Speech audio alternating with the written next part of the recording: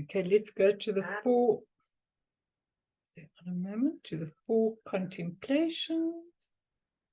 Let me take that off.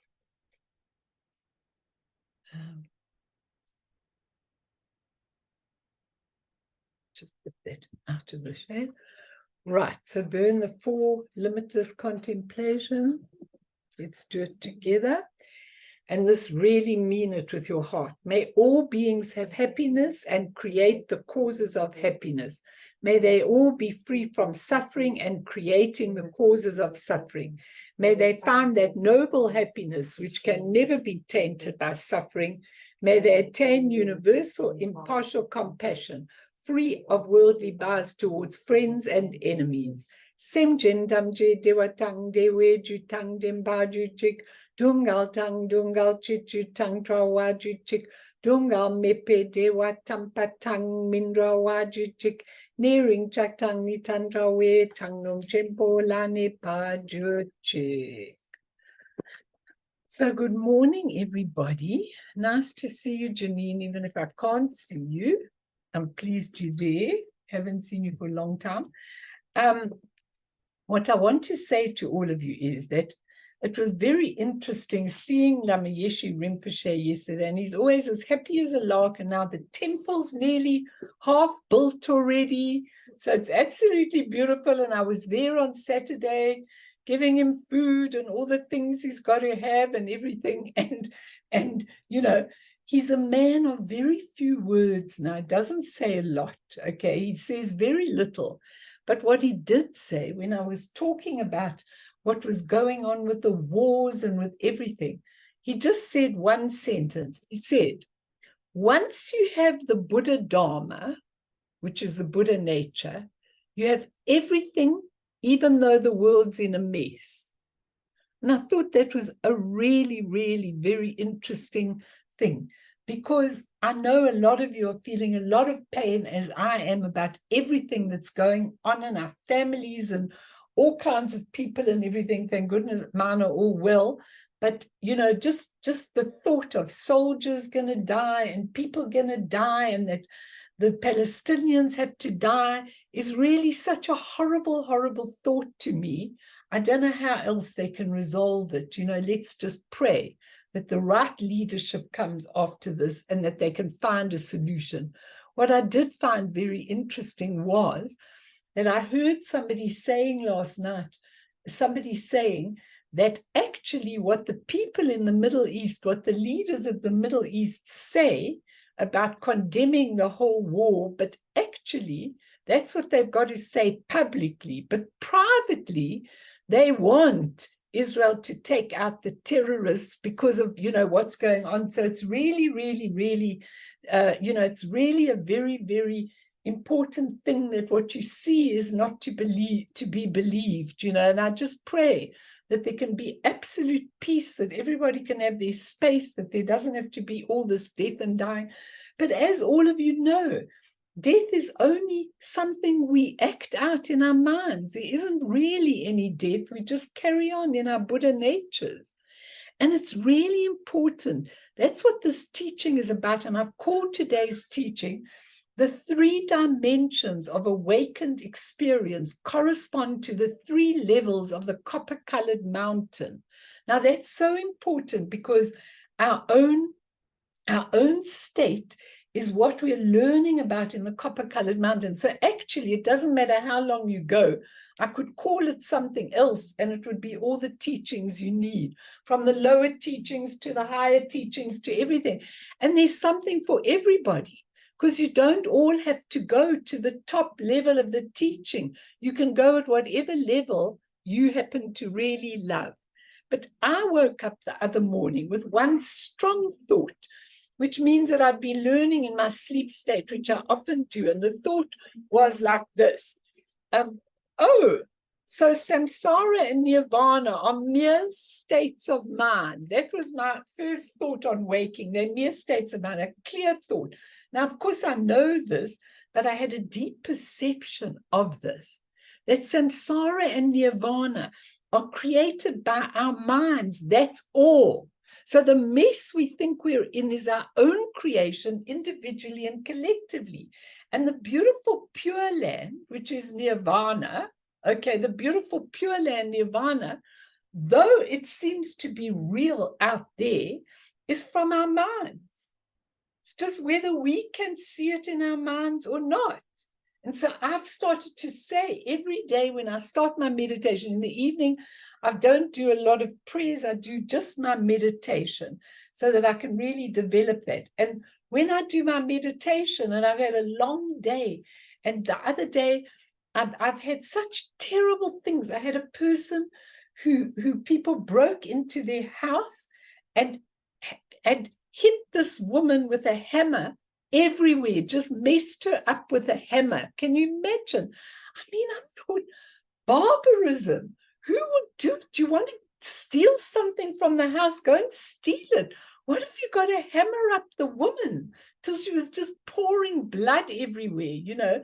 And the picture was sent to me. I just thought, I felt my whole stomach just turning, you know, in many, many ways. But if we could see things from a different level, and if we really know that samsara and nirvana are created by all our minds, then all the negativity dissolves, both samsara and nirvana, into the essence.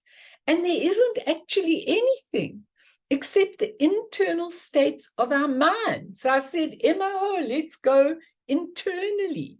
But how we get there, because every single night when I'm starting my meditation, I'm saying, hello, I'm entering a pure land. Okay, now it's also only a creation and will dissolve into emptiness in the end. But I really am entering a pure land when I come to meditate. And now I'm starting to see many, many, many things in the pure land. And most of all, what's very interesting is that I can see the outline of the copper-colored mountain when I'm meditating. So it's only the outline. It's going to take me a long time to actually see the copper-colored mountain, which is from my own mind. But that's what you're doing. You actually can create nirvana, but you can't if your mirror is full of negative momentums and your mirror is dirty and soiled, then you can't create. So you've got to try by understanding the wisdoms to actually cleanse all the habit momentums that you've got. You know, people say to me so often, oh, I always do this and I always do that and I always do the other. Those are just habit momentums. You don't always do that. You've just been doing it for a long time. And I must say, Gail, thank you to you, because Gail and a couple of other people send me the most wonderful things, you know, and then when I'm really feeling, when I've got 5 minutes of spare time. So yesterday I was listening to the Yangtze of Dilgo Khyentse Rinpoche. You can all listen to him. He is gorgeous, drop gorgeous, his whole being. He's young, he's 31, you know. And of course, Dilgo Khyentse, I am totally devoted to, and that's where I do my Guru Yoga from, Dilgo Khyentse Rinpoche. So this is his refreshing rebirth. And when I say refreshing, it's not, Gail, that I'm learning so many new things in it, but it's so refreshing. He just, you know, I was listening to it. I had to drive somewhere yesterday, and so I was listening in the car on my phone to this Yangtze of Dilgo Khyentse, and he just loves the Buddha Dharma, and he like says how to incorporate it into your heart. And he says, how can you put it into your work? He says, imagine you're at work and you've got this very open heart, and then someone comes and does you in and steals everything from you, and you go, oh, that's fine, I have no problem, I don't want all of that. Or someone comes, steals your cup of coffee, and you say, that's fine, I don't need that. He says, doesn't work like that in the world we live in. So we have to learn to be skillful, and that's what we're doing in this war. I listen very carefully to everything, and I see both sides, and I see how what's happening really is very different to what you see on the television and what you receive in all these things. It's very, very different. There's something very important playing out here. Really something very important playing out here. And sometimes in my mind, I can fast forward and then realize that a lot of things are going to change. And, you know, when I think to myself, how are these right-wing fascist dictators of Iran, of all these places, how, of even Trump, of all these people, and I love it when Zangdok Palri talks about Trump, you know, and I concur with whatever he says, but the thing is that these dictators, how are they going to fall ultimately? Well, then you have the coming of Maitri, loving kindness to each other. So then the whole world will change, but it's still got a long way to go, right, to get to the very bottom. And we're on the way to the bottom, but we're far from the bottom, according to the prophecies of Guru Rinpoche. So what is really important in these times is that you use your light, that you use your inner, real, true nature of mind to actually get through these things. And wherever you are, you get light. I felt really annoyed with myself last night because I was tripped up by a member of my family who was giving me an alternative argument. And then I argued back. And afterwards, I thought, why did I argue back? There's no point in arguing back. People are not going to see the truth. They don't want to see the truth. Why? Because our minds are deluded from so many years of everything. This teaching, everything in this teaching is described on 3 levels: the outer, the inner, and the secret. Everything. The palace, our bodies, the whole world, the teachings, the Dharma practice, it's all on 3 levels. And it's really okay if you take the Nirmanakaya level, the level of where, you know, you're in for a lot of disciplines and things, that's absolutely fine. No problem with it, because it doesn't matter how many lifetimes you take, as long as you are able to be going forward and seeing with a pure, clear view. That's the important thing, not seeing with your own biases. And that's what I really try, and I get upset with myself if I get tripped up by somebody, because I don't want to be tripped up by anyone. Why don't I just withdraw? It's a much better thing than actually going and arguing and trying to tell people what I want to do. And last night I was caught in that, and I was very sorry. It was with a family member, and it was just horrible to listen to what this person had to say. And I made a lot of comments, and it landed up, you know, with lots of WhatsApp things of, you think this and you think that. And I thought, how did I even get here? Now you have to be really careful with this, because if you listen to the Yangtze Rinpoche, if you listen to him, he is absolutely amazing. And he's got this fresh approach to seeing everything, which these masters have. Do you want to say something, Mimi? I just want to know what it's called, that teaching. Oh, that one, Gail, is called A View of Buddhism. If you look up Dilgo Khyentse Rinpoche Yangtze, Y-A Yangtze, which is the word for the reincarnation. Okay, you'll see the view of Buddhism, and he's also something about the rituals, right, Gail? Gail sent it to me, and she loved him, and she said she watches so much and sends me. It's lovely. She'll put the link up, okay, everybody. So have a look at the link. And Bern, send it to me, because I found I have to go in a funny way to get there. So just send it to me, okay? So everything's described on an outer, inner, and secret level. 3 levels of the palace. The Dharmakaya level, which we're going to come to in the last stanzas of this Jigmalingpa aspiration prayer. The Sambhogakaya level. Now, it's very important that we understand the Sambhogakaya level. It's really, really important that we do. And the near Manakaya level, which is at the bottom, and how do they operate? Always, and remember this so that you know when you're in trouble, that the Dharmakaya is the essence, the emptiness. You can call it the God force if you want to. I don't care what you call it, but the essence always has, that's the Dharmakaya, has the nature, Sambhokakaya, clarity, awareness, luminosity is the nature. They always go together. And then from the two comes the near Manakaya with unlimited compassion and energy. And even the 9 practices given in the Nyingma lineage correspond to these levels, which we'll come to when we do the right stanza of them. So that's what you've got to know, that there are 3 levels. One is really more physical, not physical, but one is really much more resembling our Saha world. And the Sambhokakaya's got features you need to recognize, because if you land up in a Sambhokakaya level in your sleep state, you need to know what you're looking at so you can go much further. Okay.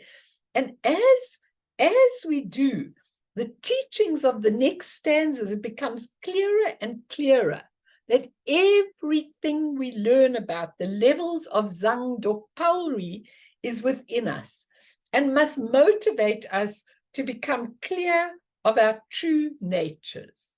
So it stanzas 7 to 14 that are really the ones that have got everything in. So now on all of that, and then please, if you've missed them, go back and get them because it's really important. So let us just go back to what we were doing last week, but maybe somebody wants a comment or a question. Please do. Anyone? I'm happy to answer. I'm happy to, otherwise we just go on with the stanzas, which is really, really important. Teaching is called there, the view of Buddhism. Yeah, you'll find it easy, but it's just lovely to have him. He's lovely. He's just lovely, Gail, isn't he? It was like he was singing music to my heart, at that time. And then somebody sent me, I told you, Joanna Macy, who's an environmentalist and a Tibetan Buddhist, and her view of the Shambhala warrior, which is really beautiful. I can send that to you if you want that. Someone sent it to me. It's really beautiful. Anyone want to ask or say, otherwise we're going on? You all okay? Okay. So last week we were talking about, we're going on now to stanza 7. Okay, I think you can go back for the ones we did last time. We were looking at the continuity of Padmasambhava's wisdom within our human experience, and it's recognized as the purity of our own perception. So the purer your perception comes. So I just want to say one thing, don't take it off burn, that when you are having a hard time, when you are having a difficult vision, when you are having a difficult creation in your mind, okay, because it's all only in your mind, I want you to actually just stop, stand back, and look at the pure perception. Try and see it in a different way. When you're angry and you want this to happen and that to happen and this not to happen and this not to happen, and you just see people. You see people, for instance, marching all over the world at the university campuses with anti-Semitism. I mean, they're not looking at the total picture. They're not looking at what is seen, but it was always there. There's always some nation people are blaming everything on. And you've got to really stand back and feel very sorry for the deluded minds that people have. So now we're going to go on to stanza 7, the near Manakaya Padmasambhava. It should be actually 1, doesn't matter, it's fine. Let's read stanza 7 together.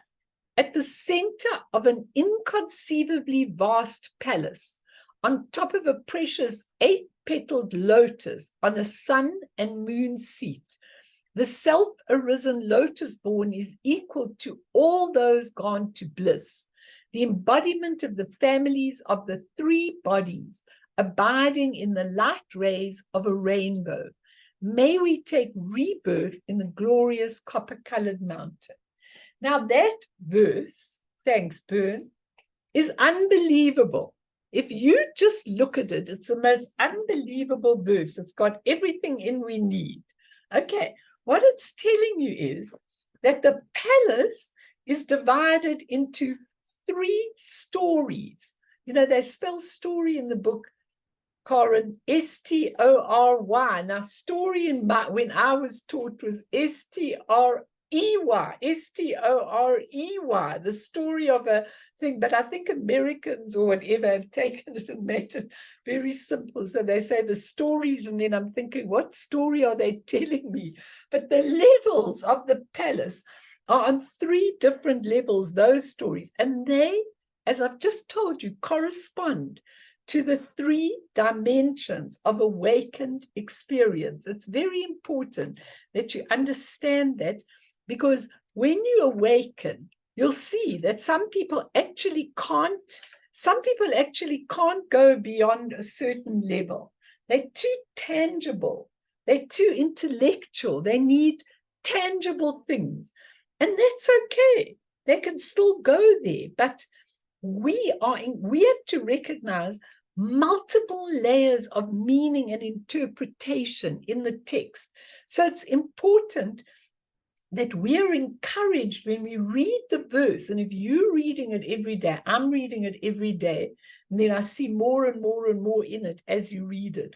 We're encouraged to engage more deeply with the symbols in the text, these wonderful symbols that are in the text. For example, the precious 8-petaled lotus that is referred to in this thing. And it's interesting, think of the 8 petals, is the coded language for the center of the subtle body, the vajra body. Now, all of you have a vajra body. I was thinking to myself, if I'm meant to go on with a much longer life, if I'm meant to go on till I'm 90s or something like that, then I must regenerate this body, otherwise it'll never have the energy to go forward for another whole lot of years. So therefore, you need to be in touch with your vajra body. And the heart chakra has 8 spokes for the source of arising and radiating of the mental consciousness and its phenomena. So in that beautiful, beautiful palace inside you of that heart chakra, that's the site for the peaceful deities. Who are the peaceful deities? I mean, we've got the peaceful and the wrathful deities. The wrathful deities are the same as the peaceful. They've just come when you need a clap. Okay. And if you're in the bardos and you find the wrathful deities, if they come, it means you were not listening. So they just come to give you a clap and a fright, because you get a fright when you see what they are. But this is the area in that heart chakra where the peaceful deities are. And the peaceful deities are not deities externally, they're qualities. You know, I often think about why the Buddha taught about the deities, or later on, or he sent Padmasambhava to talk, because of the Hindus who needed that kind of external deity. And so he taught, but it's nothing external. All those deities are your own awakened qualities which exist inside you. And then on a lotus seat lies the sun disk. And on top of the sun disk, the moon disk. Now, you read about this in all your practices and you don't know what you're reading about, okay? You just read the sun disk and on top of it, a moon disk, and it makes absolutely no impact on you. Now, let's look at it. What does he mean? The sun disk and the moon disk, okay? First of all, the sun disk symbolizes wisdom. Wisdom and emptiness. That's what the sun disk symbolizes. The moon disk symbolizes the skillful means, the method, and you need both. You need both the emptiness and the skillful means to go forward. Like as I was telling you, when beautiful Kienzi tells you about, when he tells you about, how you bring it into the world, the Dharma, that's called skillful means. How you tell people about it, what you do with the Dharma, how you go about it. And the emptiness is the full of possibility of everything. Now they go together. Now, also, if you look in your vajra body, if you look in your own body, you've got 3 main channels. Do you all agree with me? You've got 3 main channels, okay? You've got a central channel in your body. Now, that central channel is where duality falls away. If your energy comes into a central channel, then you can create whatever you like because you're then in your highest nature, okay? And the left channel, the right channel, is the sun disk, which symbolizes the wisdom, the real true emptiness. And the left channel symbolizes the skillful means, the method. So when these two come together, you're in your central channel, and that's when you become awakened. Now, isn't that fascinating? Just to think that in this verse, it says the 8 petal on a sun and moon seat, and you read, very nice, a sun and moon seat, very nice. I don't know what that really means. That means always you've got to have the emptiness and the skillful means, the wisdom and the skillful means to go about your business wherever you are, whenever you are. Do you all understand? It's very, very interesting when you really look deeply at it, okay? And on top of that sits the lotus born, the Trikaya Guru. So even though this is called the Nirmanakaya level, Padmasambhava's got all 3. So he sits on that disc. It's the 3 bodies abiding in a beautiful light of rainbow. If you look on some of my pictures, you'll see that beautiful light of rainbow. It's absolutely exquisite.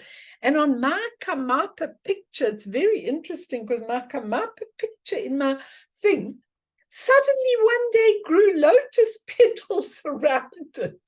I'd never had that on the picture, but these petals came up and I thought, wow, how did they come up? It's so amazing because anything can happen. I mean, Zangdok Rinpoche talks about this brilliant master at one of the great universities in those days where his students were thirsty.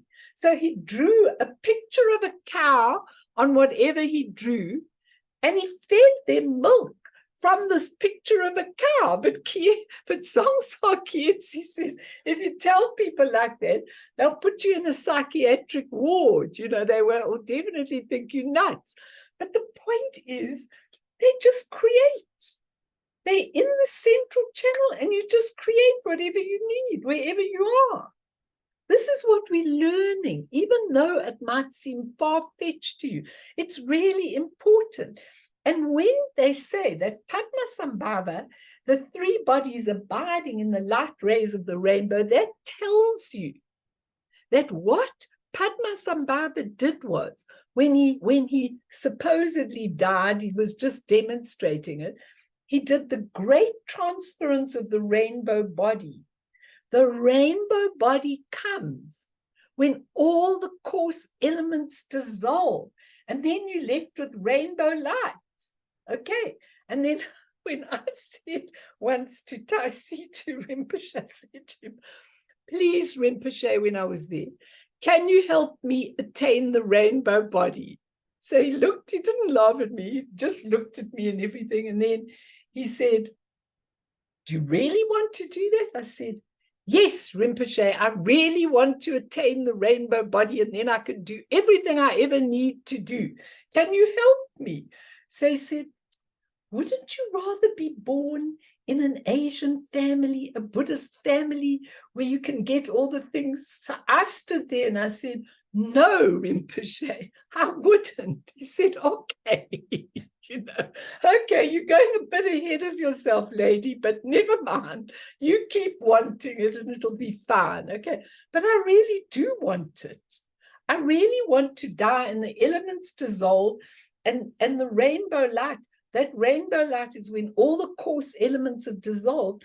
And now you are in the wisdoms, you are in the emptiness, you are in everything, and you transfer. So it hints when he finally departed from Tibet, it was in this wonderful, great rainbow body. And that's all in this verse. And his birth evokes the arising of our primordial awareness, Rigpa, from the pure ground of existence. That's our awareness, okay? And it's Rigpa is reflected to appear in various compassionate manifestations, lots of nirmanakayas. That's what happens to him when he's there, bodhicitta. And he says it also in this verse, they say it also recalls his appearance before those who sincerely call upon him on the 10th lunar day of each month of the Tibetan calendar. And I often forget to send it to everybody. I must send it. Through symbolism, Padmasambhava unveils the unimpeded union of the three bodies, a vision of hope that is represented in interweaving colored lights of a rainbow. Now, that's really all I took from that verse, and I can take a million other things from it. But it's really, really important. Ask if you want to know anything. Ask me. I know this is quite difficult teaching, but this is who you are. You are Padmasambhava. He's just there to demonstrate. He's just a manifestation to demonstrate to us what we have. Now, if you open your heart and you really aspire to this, that is who you'll be. You know, Lama Yeshe Rinpoche always says to me, when I'm asking him something, he goes, ask Guru Rinpoche. He'll give you everything you want. He will give me everything I want. If you call him he or he in me, doesn't really matter. But I trust and have such devotion to that, that everything I ever need in my life is put there. I told Lama Yeshe Rinpoche, I said, it's so interesting, you know, because if I think to myself that for 4 years, I think it's 4 years since the beginning of COVID, I haven't repeated, obviously I repeat some of the stuff, but I haven't repeated any teaching, so that every single one is a different thing that is left in the YouTubes, will all be on YouTube eventually. And I said to him, it's amazing, because when I'm not sure what I should do, I just ask Guru Rinpoche, and then the next morning, there it is in my head, or the book arrives, or an experience arrives. So it's a very, very, if you've got that aspiration, that real devotion and aspiration, it will come to you. Like Gail, you're studying in your retirement. I mean, Gail could be going jolling around in her retirement. Instead, she's studying. Every single thing, it must drive your partner mad, you know, I'm sure. But anyway, no. But I mean, she's really, really busy studying and going on. Karen's another one who's always into whatever she's doing all day long, probably criticized a lot by other people like me as well. But, you know, it's so important, because how many more suffering incarnations do you want? Hey, Mol. Hey, Luce. Lucian was praying the Medicine Buddha today, unbelievably hard. I was watching you. The wonderful, do it. That you can do so much. Even with the mantra, you could do so much. Don't look at yourself. What am I going to do, you know, to save the world? Just do it. And then you, together with all the other positive energy, goes and helps tremendously to all the people that are suffering and everything, you know. Okay, can we go on to the next verse? Okay, Bern, let's do stanza 8, unless you want to ask. You know, you're all quiet, but I'm fully aware that you are listening so hard. Just stop me if there's something you want to know or you don't get or whatever, and ask me, please. I'm very happy to teach. It's very special to me, a privilege to me to teach this group, because all of you are so interested in it like I am. So stanza 8 is called Emanations of Compassion. Imaho, how wonderful that it's called Emanations of Compassion. If each of us emanate compassion everywhere, the wars will be over, I assure you. So let's read this verse together. By the power of his profound, luminous, and boundless blissful wisdom, as in a magical display, so important, compassion arises out of emptiness and spreads in all directions of space. And above all, to Tibetan lands, I'm so glad, where myriad emanations manifest incessantly, may we take rebirth in the glorious copper-colored mountain. Such an important thing, because I feel so sorry for the Tibetans. Yet everything is, I mean, Guru Rinpoche called them red-faced demons when he was there. He said not the enlightened ones, but you know, the majority were absolutely they were red-faced demons. Okay, now when we do that, like if you look at these terrorist groups, all of them, all over, all the terrorist groups, the ISIS way of chopping people's head off and doing the most revolting, horrible things to people, which is just unbelievable to our minds. But what will happen to those people? What will happen when in their deluded minds, they really think, I've heard a few talks where they said that the people who are, what do they call them, infidels in the world, in other words, they don't believe in Allah and Muslim religion, you know, those have got to be annihilated right around the world. So after the Jews, I mean, I listened to a couple of like Lebanese Palestinians and things like that, and they had such persecution as Christians.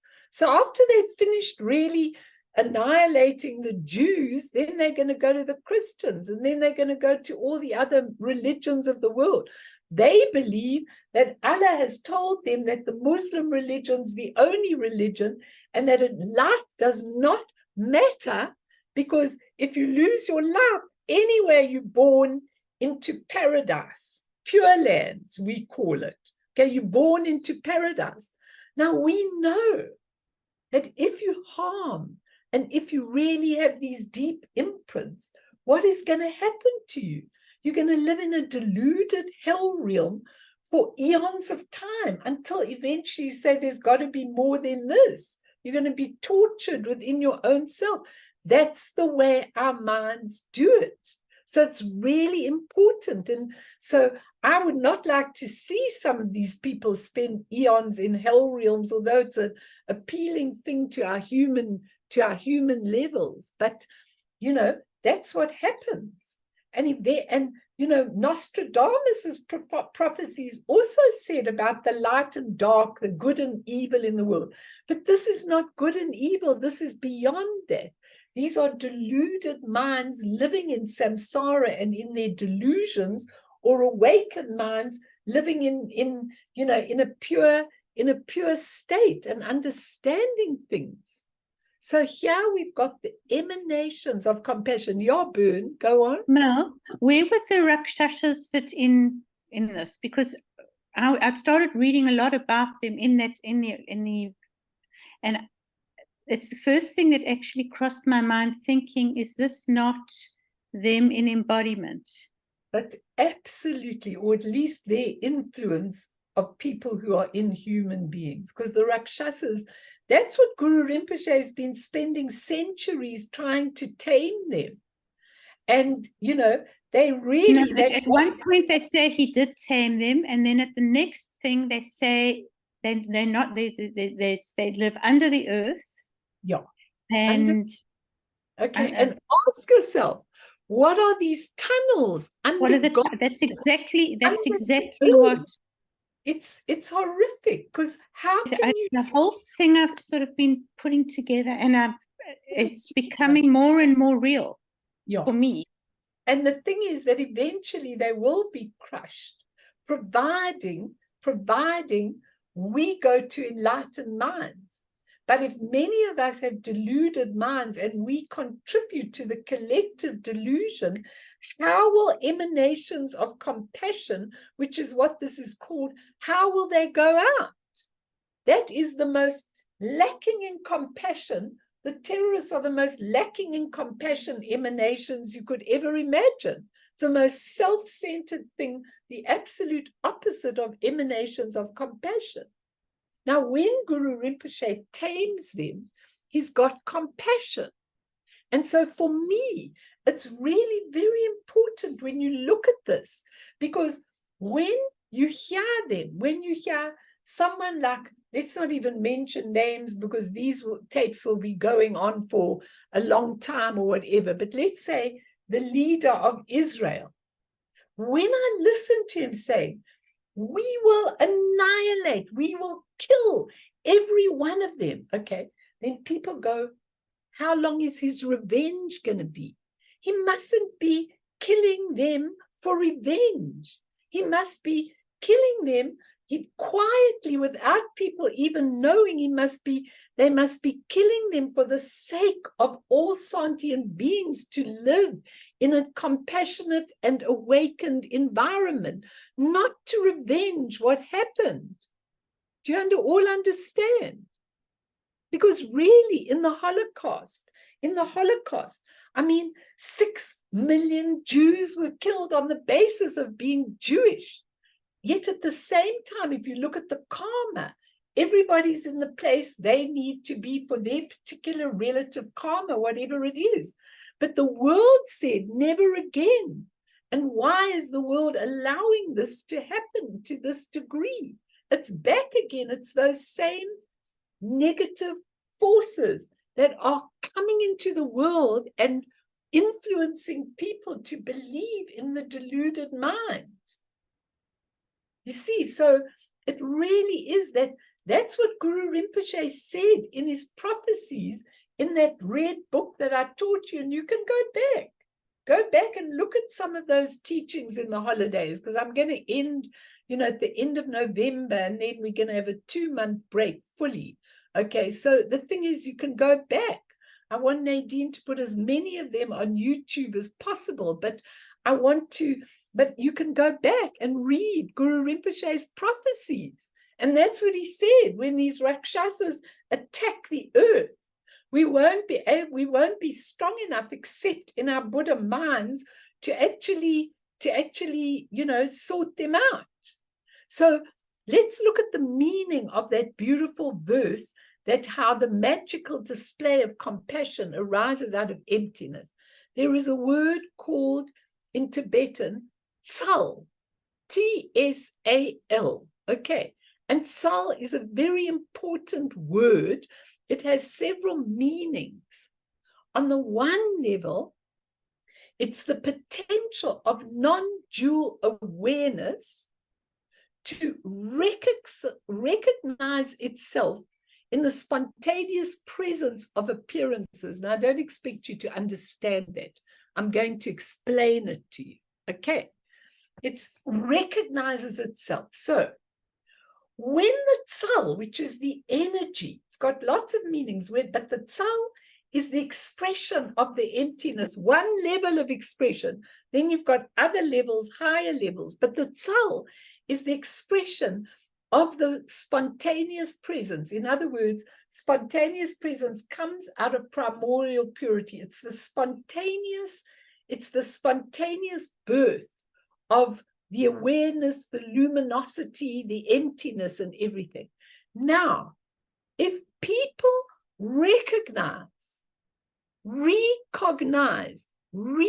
know, If people know that what they see in front of them is part of their awareness, when you know that it belongs to the emptiness, when you recognize it, you're awake. If you think it's something over there, something that person's doing to me, something this person's doing to me, some ugly scene, then you've missed it. So what the idea of the Tsal is to recognize itself. It's coming out of the essence. So it can recognize, oh, that's part of my own creation. What I'm creating for you this morning is part of my Tsal coming out of me. And the second level of Tsal is universal compassion, which is called Karuna in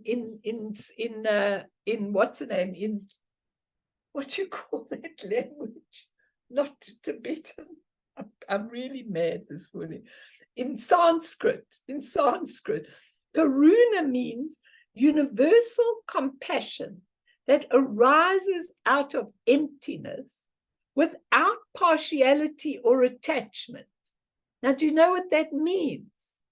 It means the compassion that arises for everyone, particularly for the people that are messing up. It's no good to say, I hate those people. Look what they're doing. They need to be annihilated. You've missed the point. Karuna never does that.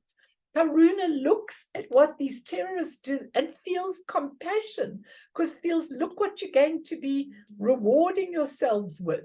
Look at the outcome of this. I feel really heart sore for you. That's why when we do the medicine Buddha, we do the healing of everybody, the fanatics, the evil ones that have committed things, the ones who seem to be innocent victims. You know, nobody's ever an innocent victim. You know, nobody's in the wrong place at the wrong time. It's heartbreaking. But if you're in an earthquake, I won't go into the war because then people will start getting their knickers in a knot. But let's take an earthquake.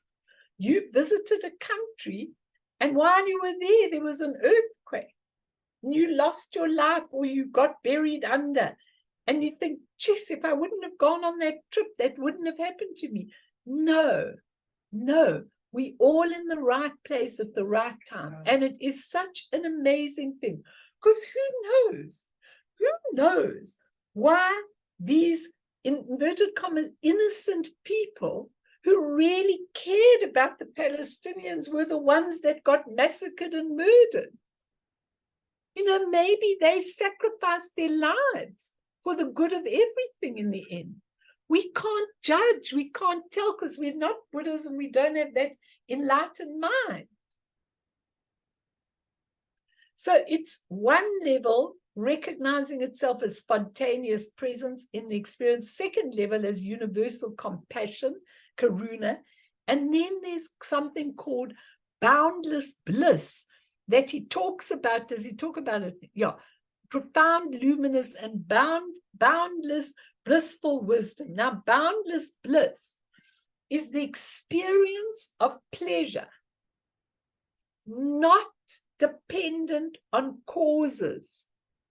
There are no causes. You feel it because you are awakened. It's called a boundless bliss. It's bliss with clarity and freedom from discursive thought, identified with the characteristics of primordial awareness, deeply implicated in the empty nature of our primordial awareness. It's self-arising. Boundless bliss does not come about because of causes. If you meet somebody and you absolutely fall in love with them and you're in bliss, you know that's not boundless bliss, because tomorrow when they show you the karma, you're not going to like them anymore, okay? So boundless bliss has got no causes. It just arises of its own accord. It's always present. It's inexhaustible, and it's unaffected by external circumstances. Now, when I look at Lama Yeshe Rinpoche, he really seems to be unaffected when I said to him on Saturday, so what about our Randburg Center? Can we keep it going? Can we? He just goes like this, oh, Melanie, not another word. Okay. He just goes, it'll all be okay. Because what he's really saying is, it'll all be what it needs to be. Don't worry about it. You know?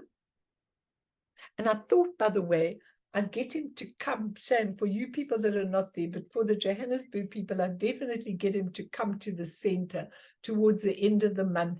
And then we'll all get there and have a lovely afternoon, maybe with a bit of teaching or whatever. You know, I thought that would really be good for the center. Anyway, that's beside the point. According to the Father Tantra, you know, you've got Mother Tantra and Father Tantra. According to the Father Tantra, Mahayoga, the essence of the mind lies in the unity of great bliss and all-pervasive luminosity. So bliss and luminosity are how it expresses itself. And that's attained when the winds associated with the 5 elements penetrate the central channel. So when all your nonsense stops, and all the winds, you've got the upwinds, the downwinds, the these winds, those winds, you know, the winds are amazing. When they penetrate the central channel, you're in bliss, absolute bliss.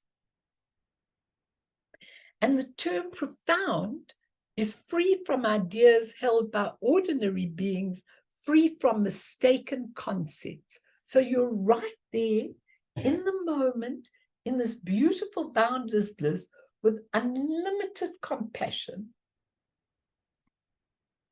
non-referential compassion spreads in all directions of space and above all to Tibetan lands, because you know Guru Rinpoche is very partial to Tibet, and Tibet is, when I get those letters from Tibet, you know, people, anybody that does the Dharma just disappears. Okay, they're just taken and imprisoned. You've got no idea what people go through. But why do they go through that? Maybe there's a reason. Maybe they didn't do the Dharma as it should have been. Who knows? Okay, but they just disappear. Countless Padmasambhava form bodies near Manakayas, the appearance of the Kayas and pristine consciousness for those to be tamed. So he's got unlimited emanations of compassion. Now, don't start thinking, oh, Guru Rinpoche's got unlimited compassion. Aren't we lucky? Say, I am Guru Rinpoche, and I will have unlimited manifestations of compassion. And when you say that, you'll find yourself in every place you need to be, where people need you. I find it so fascinating.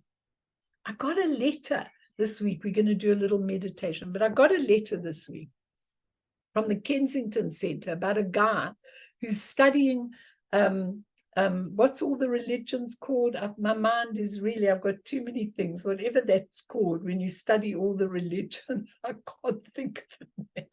God, Melanie, whatever it's called anyway, he's studying that at university. And he wrote to the center to ask if he could actually speak to somebody, because he needs to settle a few questions. You know, he wants to know why Buddhism, I can't remember all the questions, but why Buddhism does not believe in God, and why Buddhism this and this and this, whatever.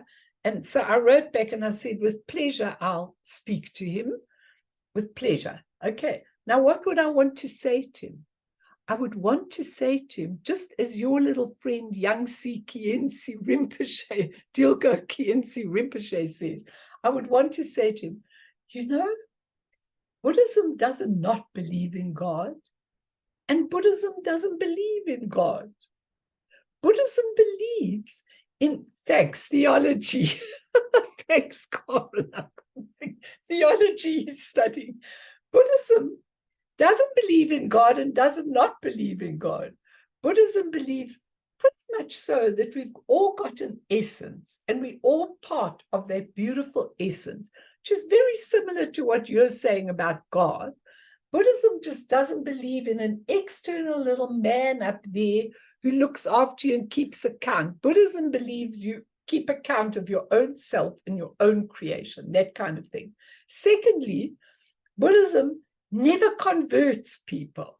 Okay, doesn't want to convert people. You can absolutely stay in your own religion and draw the philosophy in any way that you wish.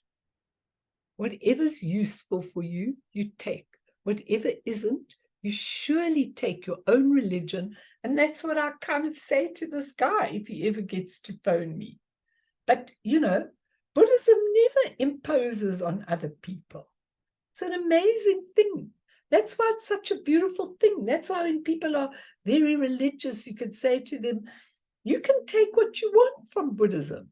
Buddhism's about waking up inside yourself, nothing else. You can leave the word Buddha right out, and you've got the whole philosophy of Buddhism. So I'm going to give you a meditation. I'm going to read you from the book a beautiful quotation and then leave you in your meditation. Okay, so get into your beautiful posture.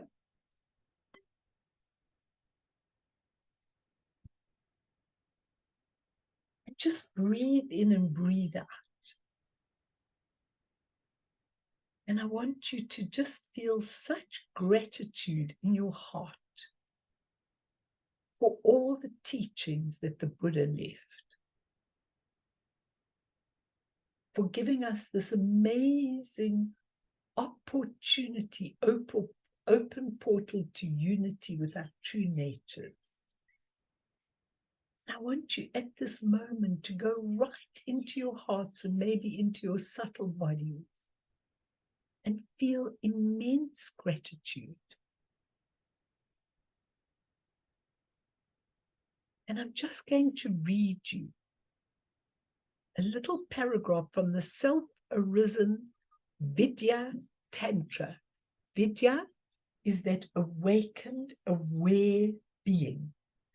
And so when we say compassion becomes the appearance of the kayas and the pristine consciousness, shushje, for those to be tamed, it's absolutely exquisite. So the theme is elaborated on in the self-arisen Vidya Tantra, and this is what it says. Oh, Gyapati, listen, since they are the definitions of the Nirmanakaya, you must understand them. They are Nirmanakayas because they appear in a manner corresponding to the sentient beings of the world. You need to, in your beautiful awakened state, appear for anyone that needs you in any way.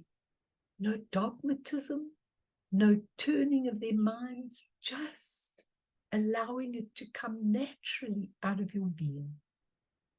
They are the Nirmanakayas. Why? Because they are able to act beneficially for the good of everyone.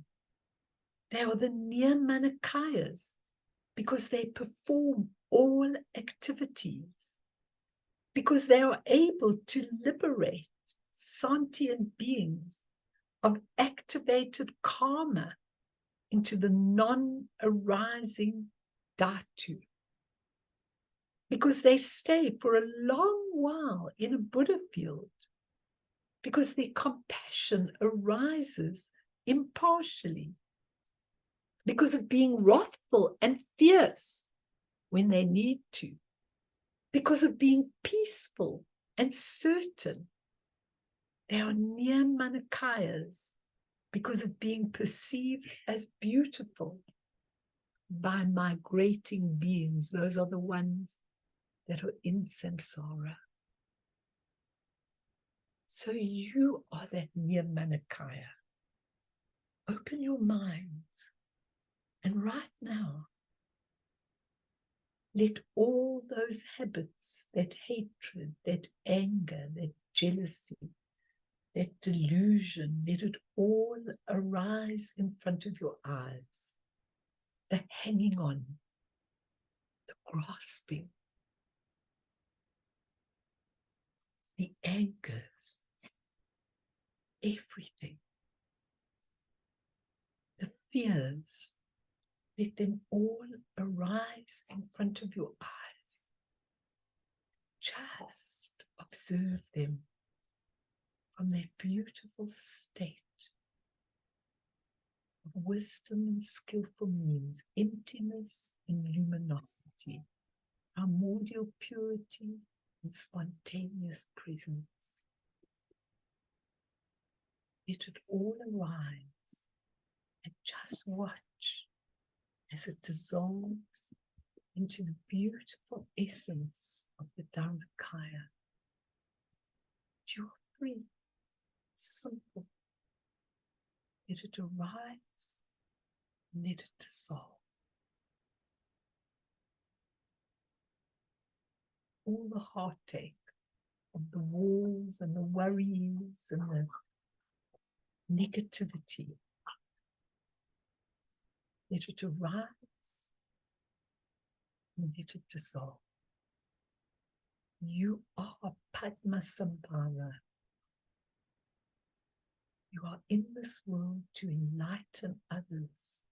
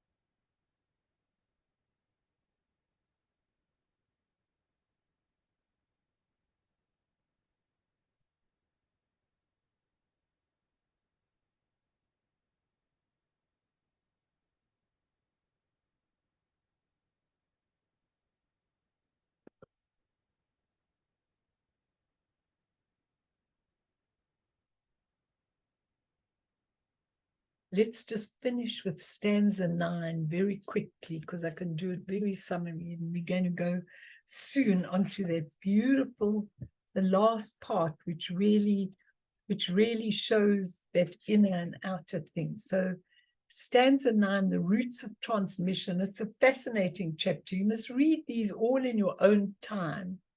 Let's just read stanza 9.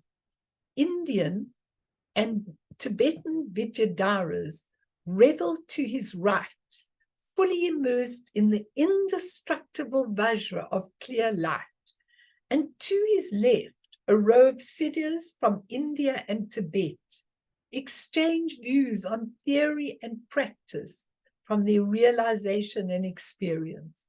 May we take rebirth in the glorious copper-colored mountain. And you all can just see me when I come to the copper-colored mountain. I'm going to sit with all of them and listen and learn from them. I can't wait for it. I'm going to just listen to everything they're saying and how they're teaching it. But this little verse is a beautiful verse, just very briefly. Okay, it describes Padmasambhava's lineage tree. It's a little bit different from the Kaju lineage tree, but it doesn't really matter. I think I'm non-sectarian, basically. But what's interesting is there are 8 Indian and 8 Tibetan holders of awareness. Holders of awareness are called Vidyadharas. You come across that term all the time, okay? So there are 8. And they practice the inner tantras, the highest accomplishment. But elsewhere, Jigme Lingpa, it's very interesting, identifies them, these 8, as 8 bodhisattvas who exemplify the purification of the 8 types of ordinary consciousness. Now, guys, this is so fascinating, because when you look at it, everything in all the 100 deities, and in everything in your body, and in everything in your winds, and everything in your energies, and everything in your physical body, has a corresponding awakened part. So nothing's wasted.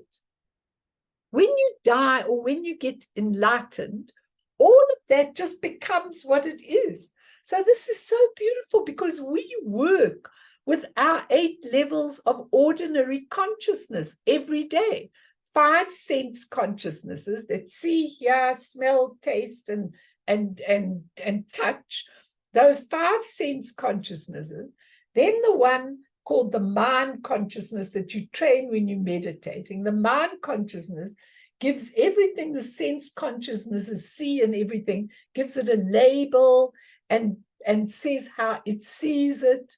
And then the klesha consciousness, which is the negative emotions, gives a label. I like it, I don't like it, this is amazing, this is terrible, this is that, whatever.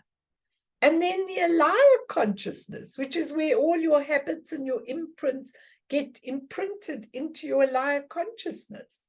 Now think about this for 1 minute and ponder it at home. The 8 wonderful teachers who are the Vidyadharas, the Indian and Tibetan teachers, they represent the pure side of your consciousness.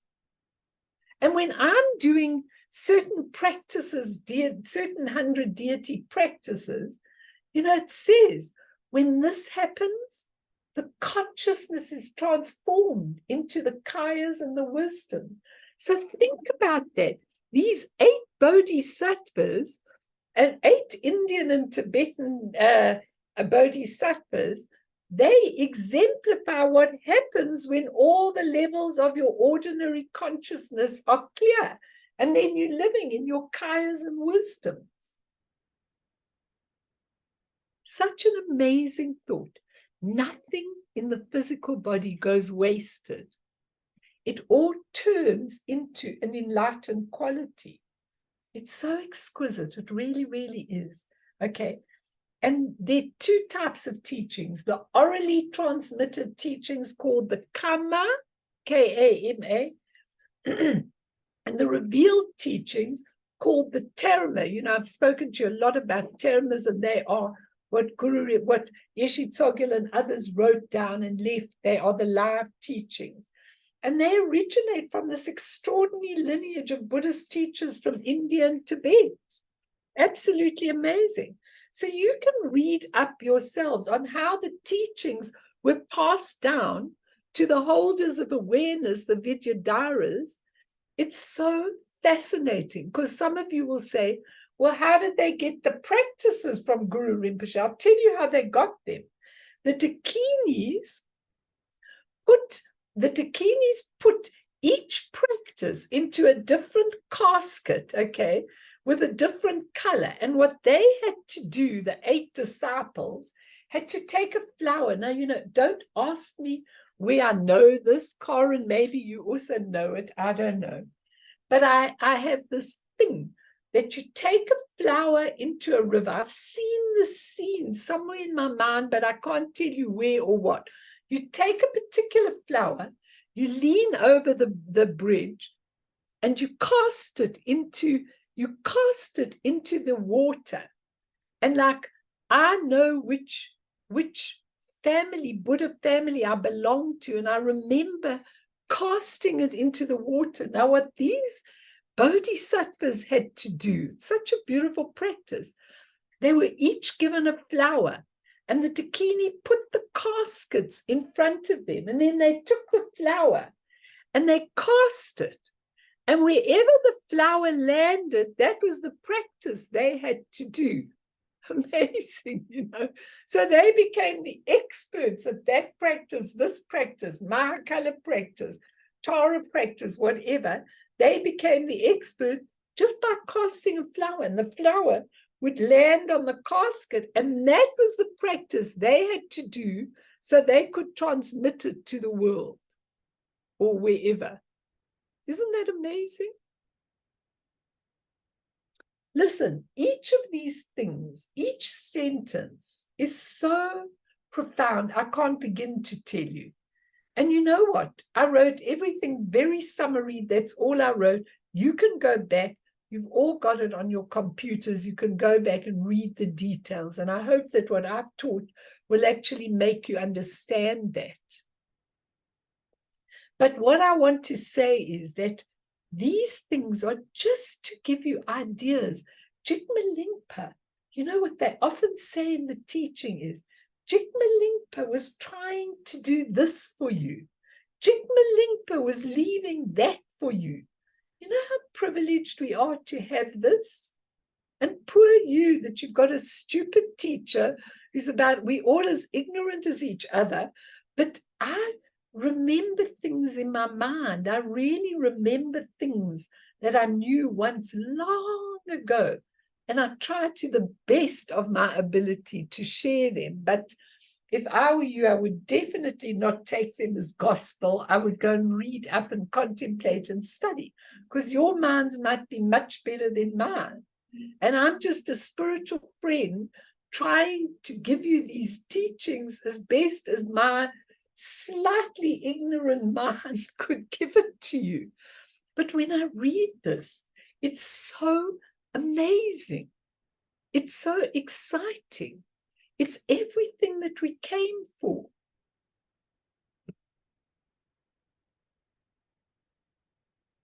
Everything we're here for. We're not here for our children. We have to do things for them for sure. Our grandchildren, the wars, the people, the everything. We're not here for that. Those are what we have to do. Those are our responsibilities that we've been given. But we're here to awaken, to find a special route that you need. Right, Gail? What do you think, Gail, darling? Because I love getting your messages. What do you think? Karen, what do you think? We're going to close now, but what do you think? Because I'm not going to go on to more Mimi. Yeah, Gail? Mel, you give us so much to think about that I'm sorry if I'm not talking and asking questions, but I'm absorbing it all, and I will watch this again and I'll Google certain things and I'll understand it and I'll feel it inside of me. And read the book.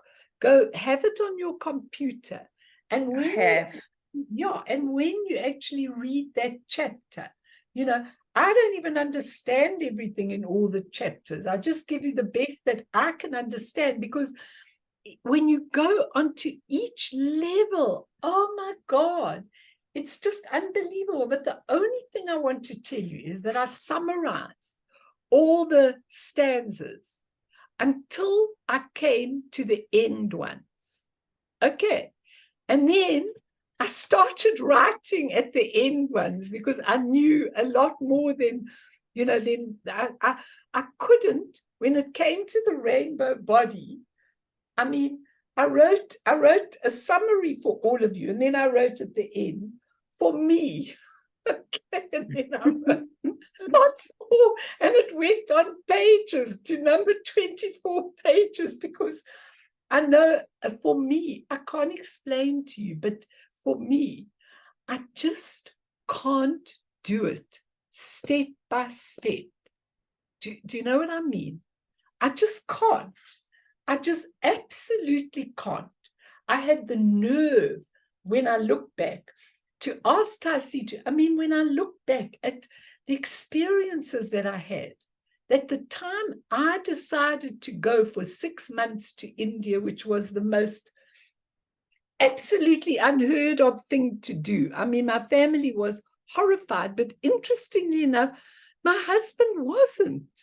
Now, he always opposed everything I did, but that he didn't oppose. He said, I'll pay for you. which was the most unbelievable thing. And it happened that at that time, a lot of you know, Taisitu Rinpoche, all the Western disciples were not allowed to be there. So they all got kicked out of Sherabling, including me. But I was so lucky because my son-in-law had all these contacts in India. So he got me. I was staying in a 5-star hotel in Delhi, you know, after the poverty of the retreat center. I didn't know what had happened to me. You know, I was in Delhi trying to get this permit. And I remember thinking, where would you rather be?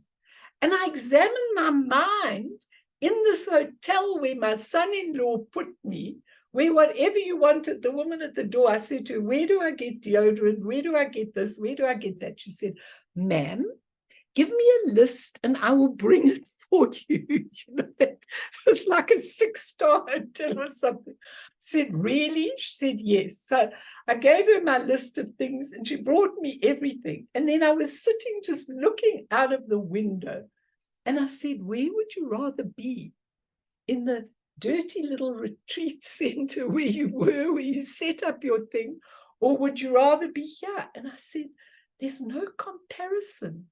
Because in the retreat center with Taisitu Rinpoche, that his energy, my mind was so rich that I could get to anywhere, anytime in that retreat center.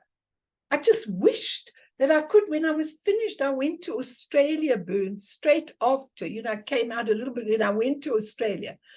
And I could feel the difference between the energy there in Australia when I was doing my practice and the energy when I was in Sherabling in this magnificent, magnificent spiritual place. Palpung, it's called. And Palpung means, whenever I asked Rinpoche, is it okay if I do this? He said, Palpung means all things are acceptable. All teachings. So because of what happened and because I came back quickly and got the permit and came back, I was the first Westerner to get there. And Rinpoche just said to me, I'm so impressed that you got the thing. I said, don't be, because I had so much help from home that I went into the police station. I lambasted the police officer.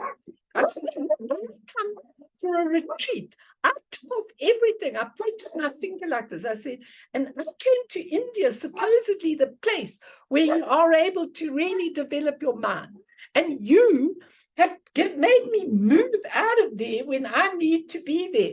And he went, I'm so sorry, ma'am. I'm so sorry, ma'am. We'll do everything we can. You know, and Rinpoche wanted to know, what did you say to him? So I told him, I screamed at the head of police. I screamed at him. He said, I can't believe it. Tell me again. I said, I screamed at him. I said, because I've got nothing to lose. I don't have to respect him. I was so mad with him, I just screamed. So because I was so clever, not at all clever, I had all the help I needed. Because of that, he was willing to give me anything. Now, nobody ever gets to have 2 hours of audience with Taisitu Rinpoche at a time. You know, nobody gets that. I never got that after that ever again. And I've tried, but I don't get that. Nobody gets a single audience like that, but I did. And the monks were so angry with me for taking up all his time and everything. So anyway, to cut a long story short, I asked for the teachings that make you jump over the river. And he said, okay, after looking at me for a long time. So it was clear that those were in my mind from before.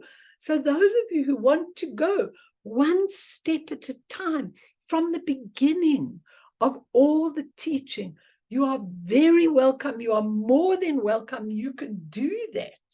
I will just give you, when I came to that last stanza, the rainbow body, I just wrote millions of notes. but I don't have to give them to you. Okay, because you don't, you know, only if you want them, you ask me, but otherwise I won't give them to you. I'd never like to intrude on your lives, you know, and if you want to go one step, it's absolutely fine. Wonderful. Thank you, Luce. Thank you very much. That makes me very happy. I really am. And I think it's really important that we all are able to do this. And it really must lighten your heart for what we've got to go through on the earth, because things are going to get worse and worse and worse. Trust me. So let's dedicate to all beings. I'll stay afterwards for a while if anybody wants to ask me or talk to me, with the greatest of pleasure. But let's dedicate. We are dedicating to everybody. If there is a little teeny spoonful of merit from what I've taught, a teeny spoonful, then may it go to all the deluded minds in samsara, to all the people who think that their killing is a good plan to bring something godly to the earth plane, for all of those people who are bereft, to all those people with families, with hostages, sometimes more than 2 or 3 or 4 members of their families, to all the Palestinian people who feel maybe cheated and defied and who are absolutely under the whip of the terrorists who've not gone out when Israel's asked them to move so they didn't get killed. Hamas has given them the opposite instruction. So today we are dedicating, if there's a little bit of merit, to spread over all those people and to Ukraine, because Ukraine and where all the natural disasters are, through this merit, may we achieve all-seeing Buddhahood, and thereafter, once all harmful enemies have been defeated, internal enemies, may all beings be liberated from the ocean of existence, stirred by the waves of birth, old age, sickness, and death. Sonam diye tamche zipane topne nepe tranam pamshene chegana chipala tropaye sipe sole doa dro warsho.